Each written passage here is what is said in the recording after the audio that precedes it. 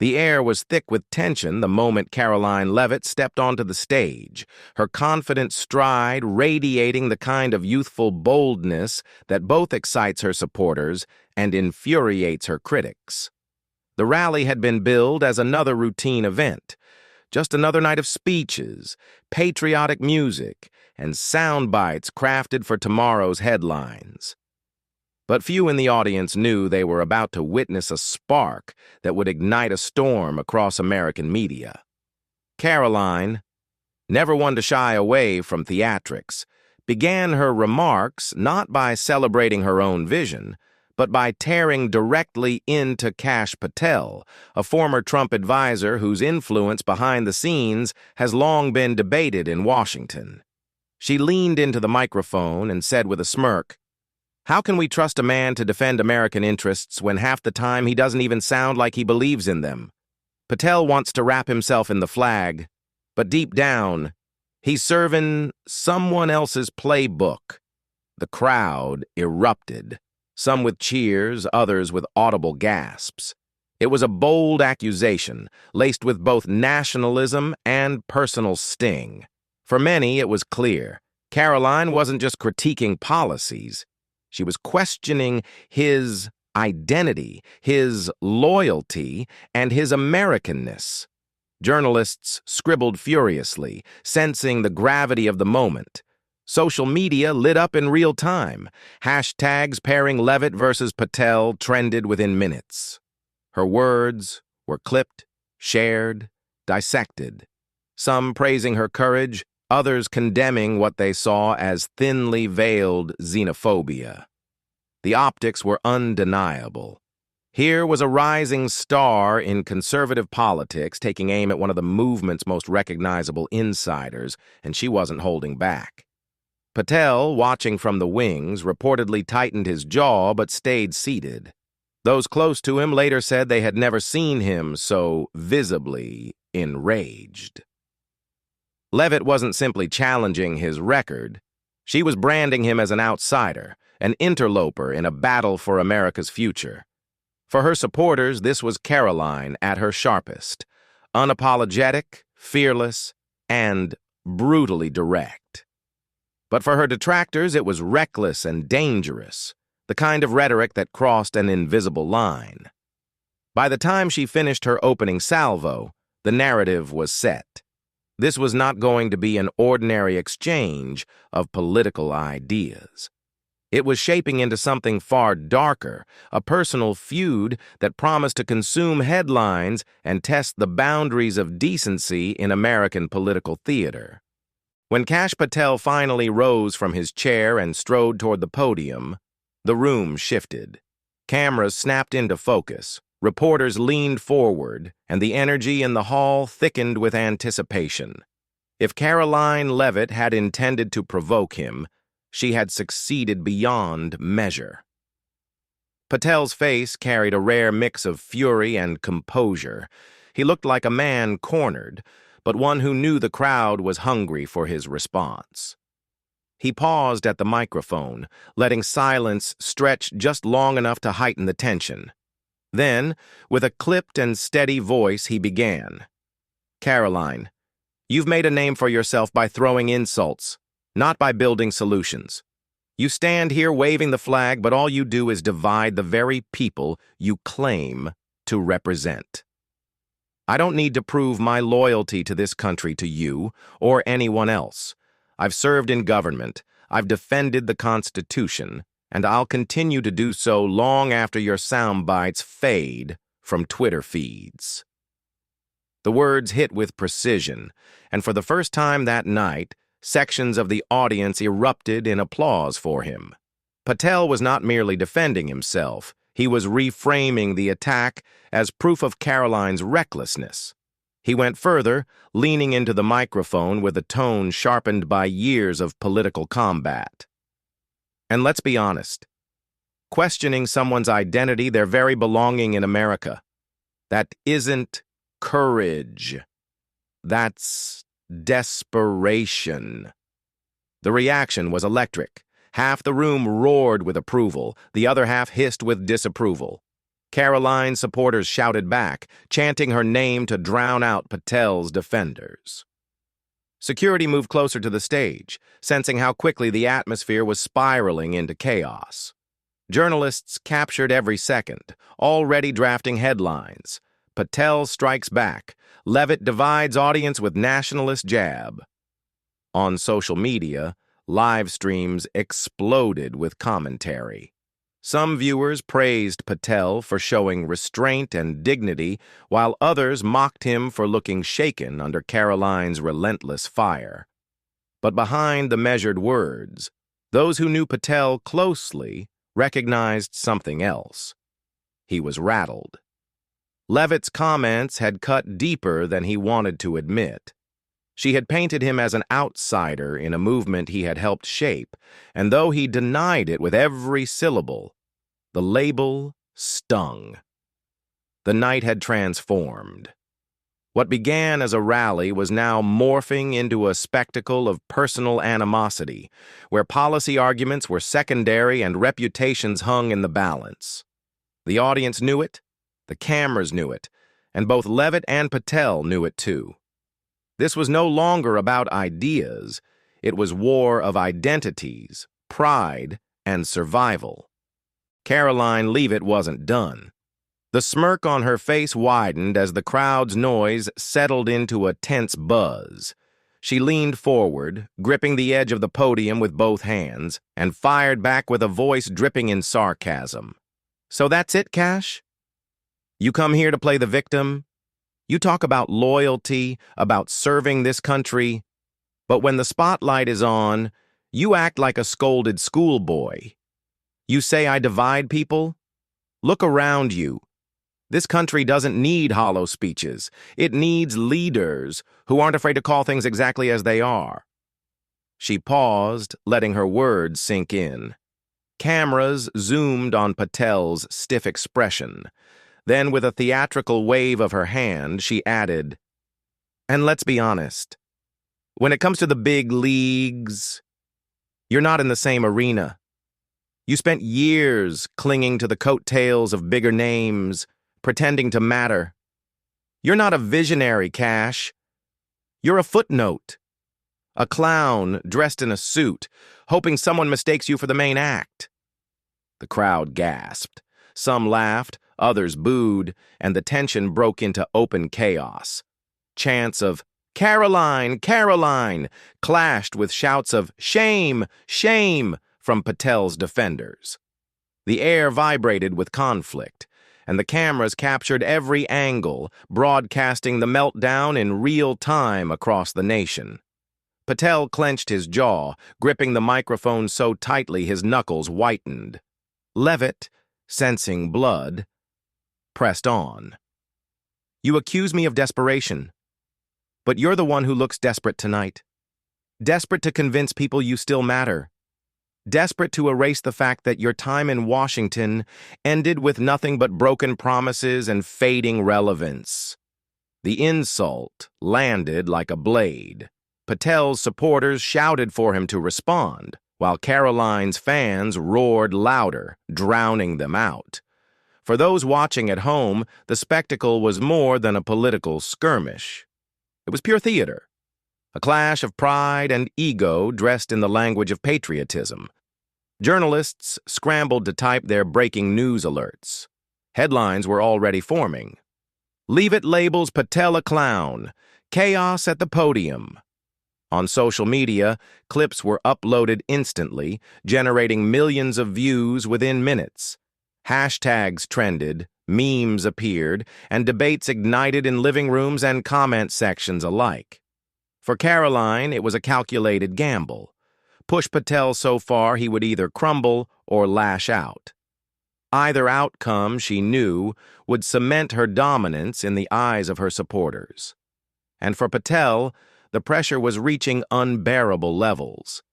The uproar reached its peak when Karoline Leavitt decided not to retreat, but to escalate the conflict in the most direct way possible. Standing at the podium during a packed town hall in New Hampshire, she leaned into the microphone and, with her voice sharpened like a blade, repeated her accusations against Kash Patel with even greater intensity. She claimed that his judgment on national security issues had been compromised, suggesting that his foreign sympathies made him unfit to be trusted with American interests. "When a man with divided loyalties is allowed to whisper into the ears of those in power," she declared, "our democracy is no longer safe, and our people are no longer free." The hall erupted with both applause and boos, a cacophony that revealed how deeply polarized the audience had become. Patel, however, was not one to remain silent. He swiftly scheduled an interview with a major conservative news outlet, where he unleashed a blistering response. With a calm but cutting tone, he accused Leavitt of using fear-mongering tactics to mask her own vulnerabilities. He reminded viewers of her ties to lobbying groups and hinted that her most aggressive stances were driven not by principle, but by powerful donors. "She wraps herself in the flag," he said. "But when you pull back the layers, what you find isn't patriotism, it's opportunism." These words struck a nerve, forcing even some of her staunch supporters to question whether her crusade was as pure as she claimed. Journalists jumped on this tit-for-tat exchange, publishing headlines that screamed of betrayal, division, and backroom deals. Editorial speculated whether Leavitt had gone too far and risked alienating independents who might otherwise have supported her. On social media, hashtags like #Leavitt versus Patel and #Loyalty Test began trending, drawing in millions of views and sparking fiery debates. The political storm surrounding Karoline Leavitt and Kash Patel reached a new height when both campaigns realized that their feud was no longer confined to heated words, but had evolved into a defining narrative of the week. At a rally in Manchester, Leavitt sharpened her attack by claiming that Patel was part of a shadow network designed to weaken American independence under the guise of diplomacy. She gestured dramatically to the crowd, painting a picture of backroom deals where Patel allegedly placed personal ambition above the safety of American families.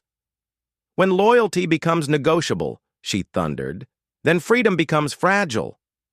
Her supporters roared with approval, waving signs that underscored the division between the two figures. Patel, unwilling to let such claims dominate unchallenged, delivered a calculated rebuttal on a primetime cable program. He presented himself as the calm alternative to Leavitt's theatrics, accusing her of manufacturing enemies to distract from her own lack of legislative results. He said bluntly, "Karoline Leavitt thrives on chaos because without it, there is nothing left to her platform." The remark resonated with viewers tired of constant political drama. Overnight, clips of his response spread across social media, reframed by commentators as an example of Patel outmaneuvering his rival with reason rather than outrage. The media amplified the clash, with some outlets portraying Leavitt as a rising firebrand who spoke uncomfortable truths, while others dismissed her as a demagogue chasing headlines.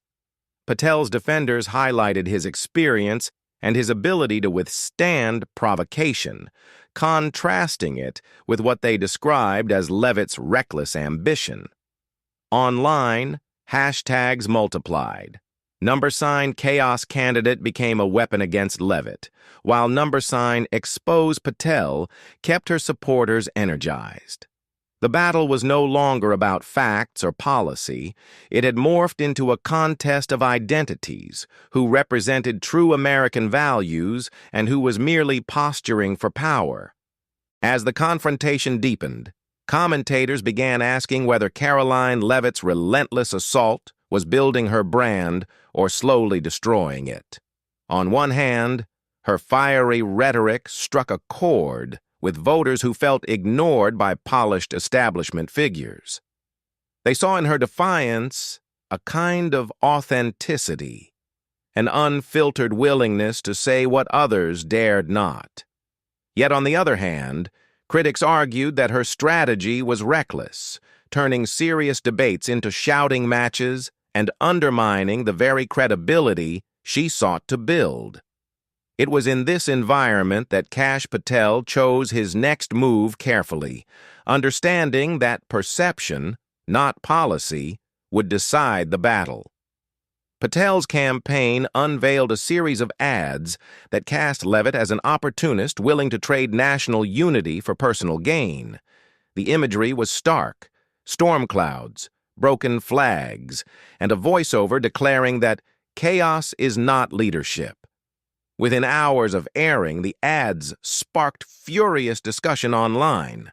Leavitt fired back, accusing Patel of fear-mongering and hiding behind slick production instead of confronting her words directly. "I don't need Hollywood lighting to tell Americans the truth," she declared at a town hall, drawing loud cheers.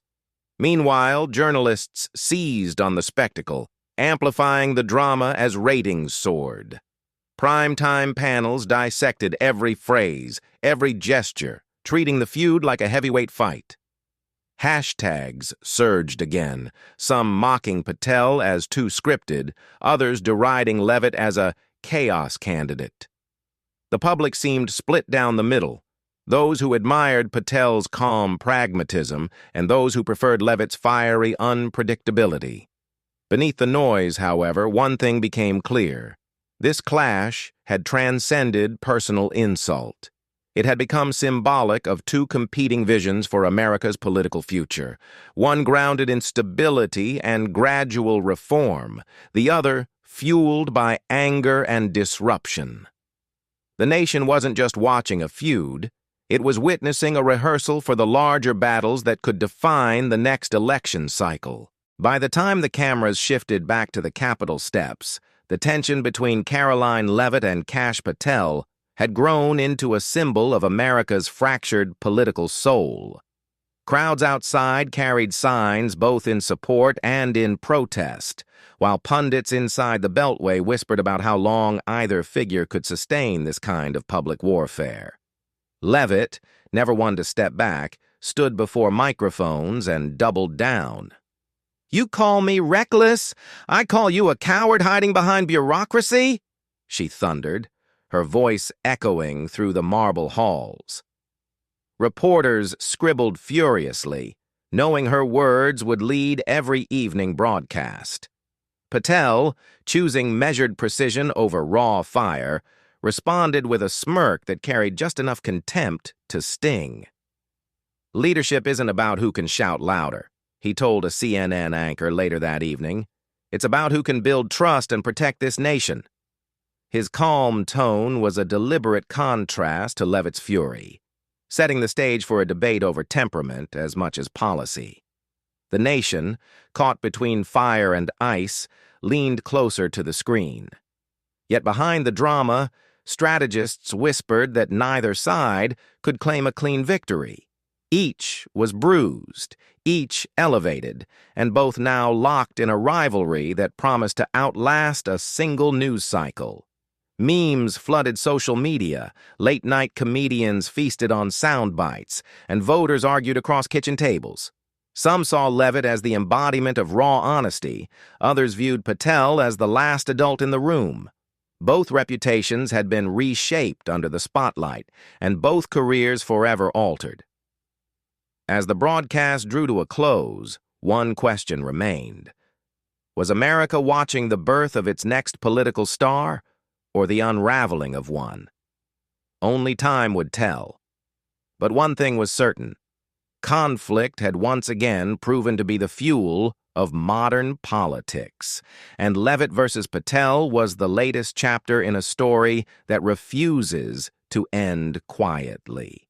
And for those who crave more than just headlines, who want the raw conflicts, the hidden truths, and the unfiltered battles that shape our nation's destiny, this channel is your front row seat. Subscribe now, because tomorrow's fight will be even louder, and you won't want to miss it.